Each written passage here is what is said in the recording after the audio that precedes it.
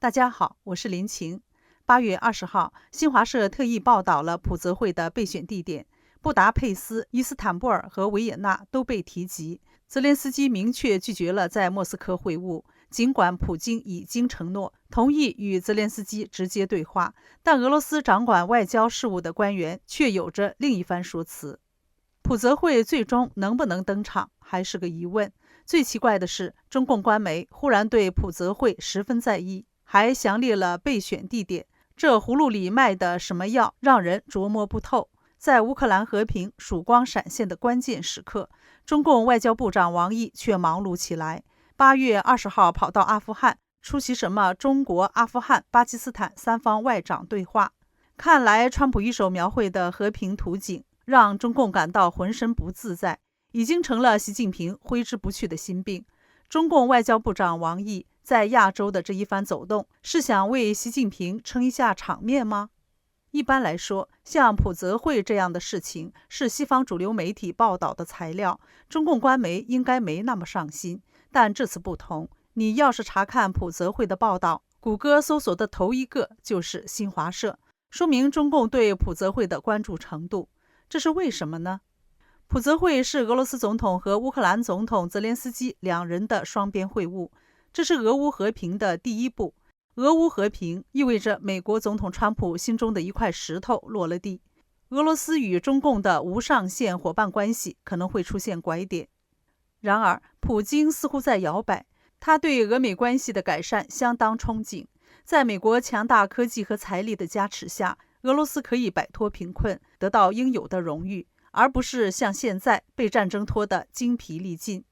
阿拉斯加双普会之后，他与金砖国家领袖都打了电话，通报峰会结果，却没有拨通北京的电话。如果习近平是身体出了大问题，住进医院不能接听电话，在情理上似乎还说得过去。但习近平8月20号却在西藏现身，住院手术的猜测烟消云散。那么，普京不给习近平打电话的事情更显得古怪了。这里面隐藏着什么不能说的东西吗？还是普京心里确实有什么疙瘩，让他提不起与习近平通话的兴趣呢？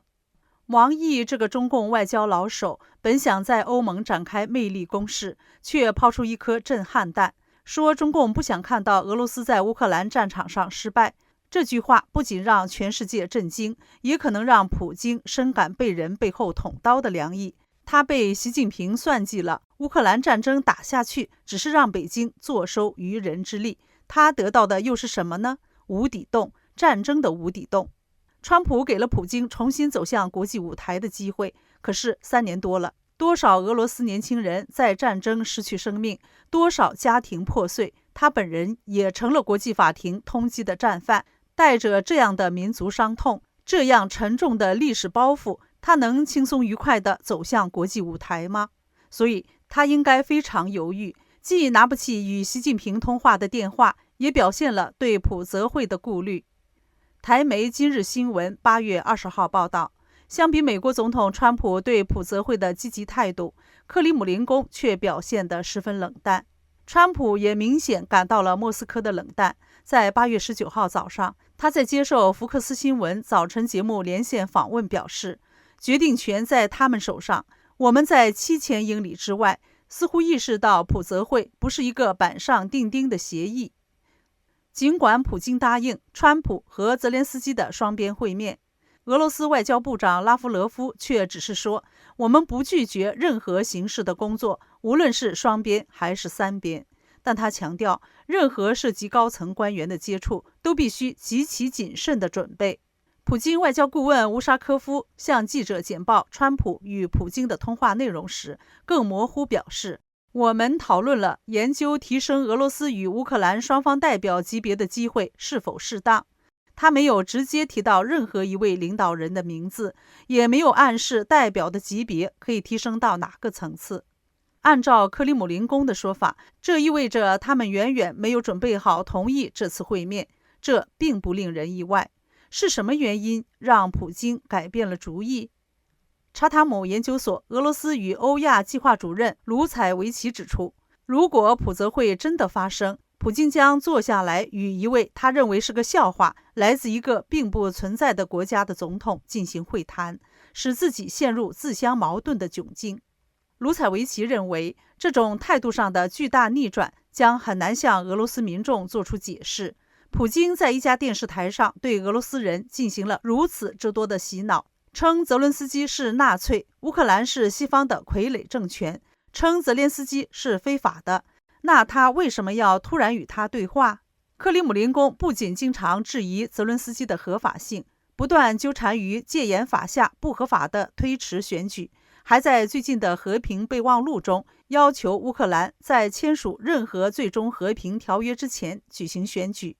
普京和其他俄罗斯官员很少直接称呼泽伦斯基的名字，而是偏好使用基辅政权这个轻蔑的称号。今年5月中旬，泽伦斯基前往土耳其参加双方首次会谈，普京却只派了一个由历史教科书作者率领的代表团。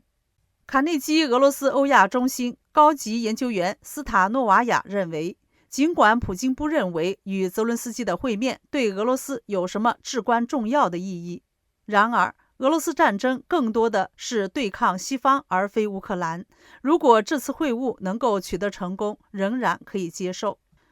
共和党参议员格雷厄姆对美联社表示，如果普京拒绝在未来几周内与泽伦斯基会面，他相信川普会用新一轮制裁粉碎俄罗斯的经济。格雷厄姆表示，美国正在推动一项制裁法案，对那些购买俄罗斯石油、天然气、油和其他出口产品，助长俄罗斯入侵乌克兰的国家，比如中国和印度，征收高达500%的关税。这些国家合计约占俄罗斯能源贸易的70%。该框架得到了许多欧洲领导人的支持，而他正在寻求川普的支持。在川普积极推动俄乌和平并留有后手的同时，中共也在积极活动。中共官媒新华社报道，当地时间2025年8月20号上午，中共外交部长王毅抵达喀布尔，对阿富汗进行访问，并出席第6次中国、阿富汗、巴基斯坦3方外长对话。当日，阿富汗总理阿洪德在喀布尔会见了王毅。据路透社报道，王毅将邀请喀布尔正式加入中共的一带一路倡议。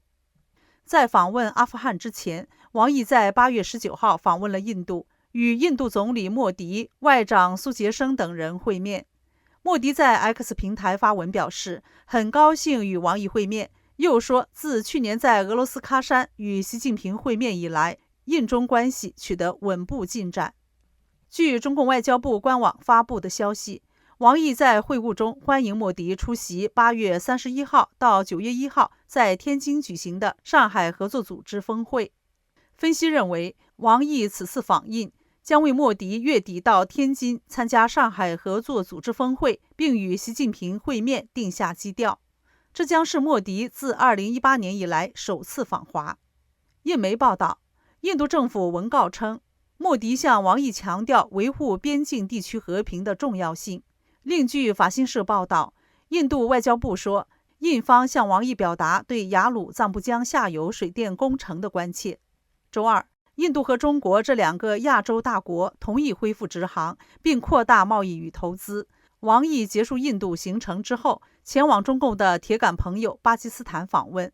上合峰会是一次反美集会，集结了中共可以联合的金砖国家。这些国家在川普的贸易战中纷纷被课以重税，愤愤不平，要与中共抱团取暖，共同对抗川普。这种抱团取暖的想法可能给这些国家带来厄运，因为中共自己的日子也不得安宁。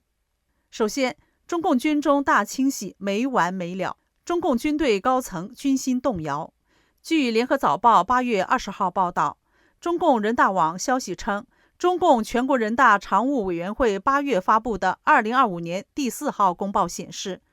，6月失去全国人大代表身份的共军原海军参谋长李汉军，因涉嫌严重违纪违法被罢免代表职务。公开资料显示，李汉军1965年10月生，浙江舟山人，1982年7月考入海军大连舰艇学院。李汉军长期在海军部队任职，2014年晋升海军少将军衔。曾历任中共军委改革和编制办公室副主任、中央军委训练管理部副部长、海军指挥学院院长等职。据青岛日报此前消息，2024年4月，李汉军曾以海军参谋长身份出席公开活动。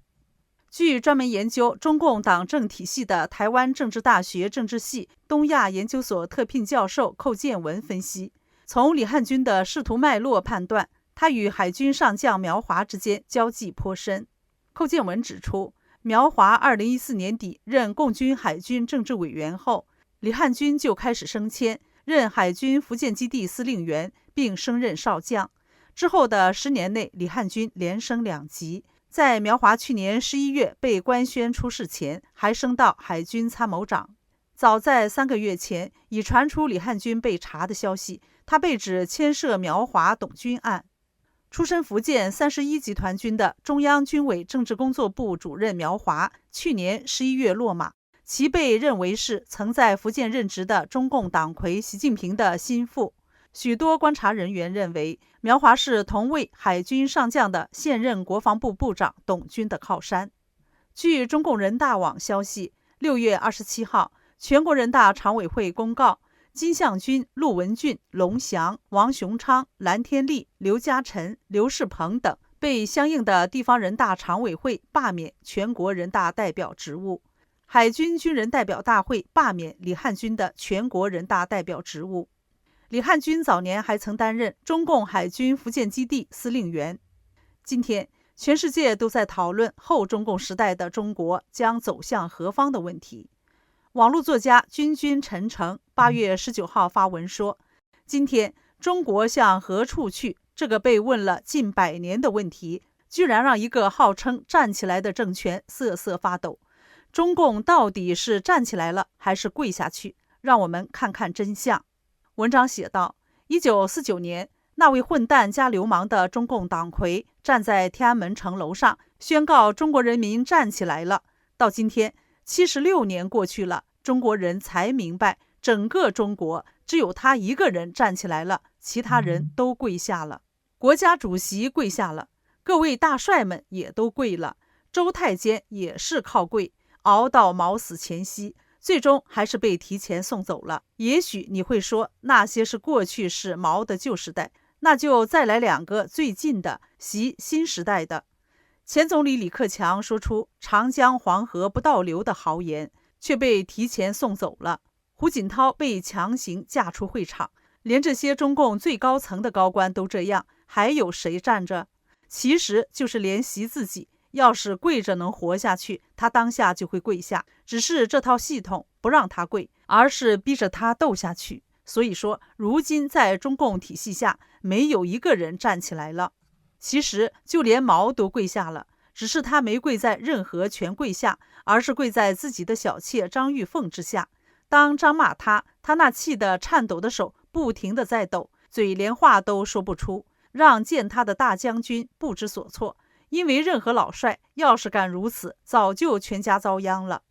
中共权贵站起来了吗？他们要是真的站起来了，就不会移民海外，把大把的资源转移出去了。为什么？只有海外才有私有财产，神圣不可侵犯。所以说，中共权贵在权力面前也都跪下了。到如今，中共越过越穷，眼看就要倒闭了。彭博社8月20号报道，中共广义财政支出增速创近3年新高。在疲于应付需求疲软和关税上调之际，中共财政赤字再创新高。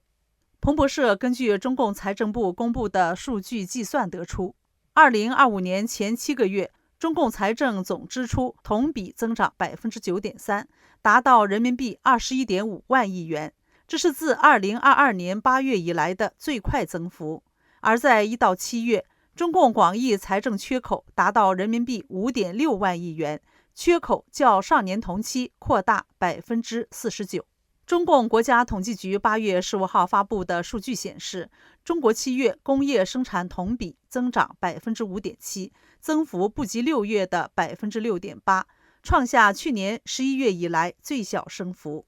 中国7月零售销售同比增长 3.7%， 为今年以来最小升幅，且升幅不如6月的 4.8%。此外，中国7月城镇调查失业率为 5.2%， 比6月上升 0.2个百分点。